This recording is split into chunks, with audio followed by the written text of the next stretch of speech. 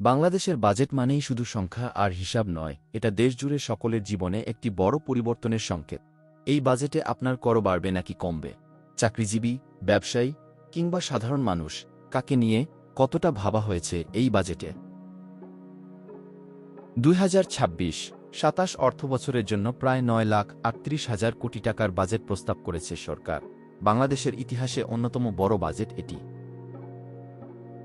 এই বাজেটের আয় লক্ষ্যমাত্রা নির্ধারণ হয়েছে 6,95,000 কোটি টাকা, কিন্তু ব্যয় বেশি হওয়ায় বাজেটে 2,43,000 কোটি টাকার ঘাটতি থেকেই যাচ্ছে। অর্থাৎ আয়ের তুলনায় ব্যয় বেড়েই চলেছে। চাকরিজীবীদের জন্য সবচেয়ে আলোচিত পরিবর্তন বিনিয়োগ কর রিয়াত কমানোর প্রস্তাব। এতদিন যেখানে 15% কর রিয়াত দেওয়া হতো, এবার সেটা কমিয়ে 10% করার কথা বলা হয়েছে। এতে চাকরিজীবীদের অনেকের কর বাড়তে পারে, বিশেষ করে যারা কর সাশ্রয়ের জন্য বিভিন্ন বিনিয়োগ করেন, তারা এর সরাসরি প্রভাব অনুভব করবেন। বিনিয়োগের মাধ্যমে পূর্বের মতো কর সাশ্রয় করা একটু কঠিন হবে।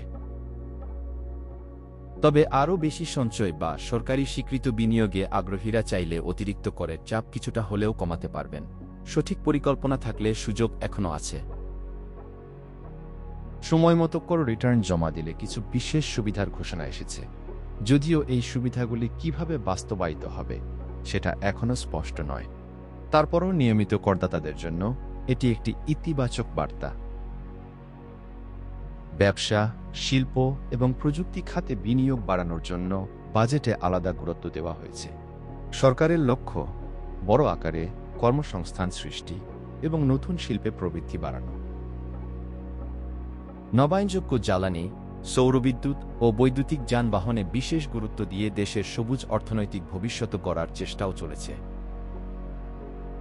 তবে মূল্যস্ফীতি, রাজস্ব আদায়ের চ্যালেঞ্জ এবং অর্থনৈতিক স্থিতিশীলতা বজায় রাখা এখনও সরকারের বড় মাথাব্যথা।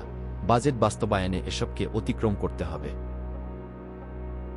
সারসংক্ষেপে 2026-27 সালের বাজেট একদিকে দেশের অর্থনীতিকে এগিয়ে নিতে চায়, অন্যদিকে কিছু শ্রেণীর জন্য জটিলতা বাড়াতে পারে। চূড়ান্ত সিদ্ধান্ত সামনে এলেই বোঝা যাবে কার লাভ আর কার ক্ষতি বেশি।